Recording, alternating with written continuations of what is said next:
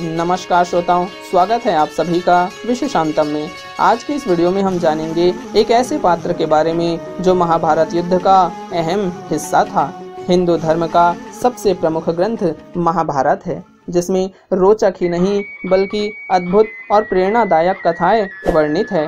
महाभारत में कौरवों की संख्या 100 बताई जाती है, यानी दुर्योधन के 100 भाई थे।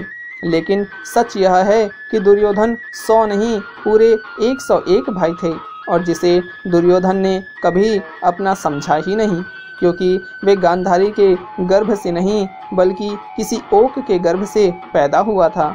महाभारत के युद्ध में केवल वही जीवित बचा था।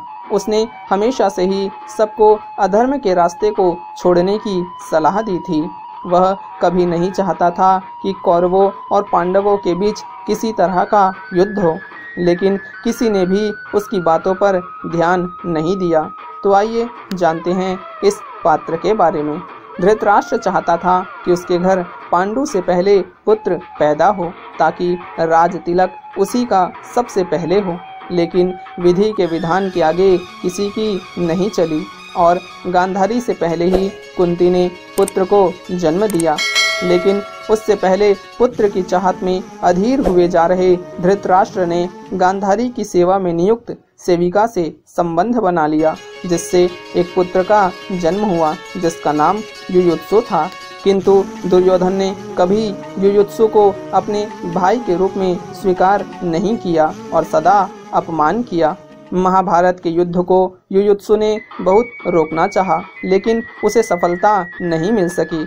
फिर युद्ध से पहले युधिष्ठिर ने यह कहा कि कौरव सेना के योद्धा जो हमारी तरफ आना चाहते हैं वह हमारी ओर आ सकते हैं, उनका हम स्वागत करेंगे, और हमारी सेना से जो लोग उस ओर जाना चाहते हैं चले जाए, उनका भी हम सम्मान करेंगे। इस घोषणा को सुनकर केवल युयुत्सु का ही विवेक जागा और वह पांडवों की ओर चला गया। इस घटना को देखकर दुर्योधन ने युयुत्सु के इस व्यवहार पर उसे कायर और दासी का पुत्र तक कह डाला।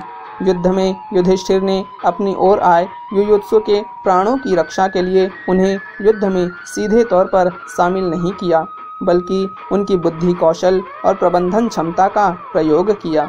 युयुत्सु ने अपने इस दायित्व को बहुत जिम्मेदारी के साथ निभाया और संसाधनों की कमी के बावजूद पांडव पक्ष को हथियारों और रसद की कमी नहीं होने दी।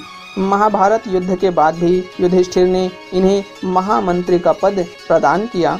तो दोस्तों, ये थी कहानी युयुत्सु के बारे में।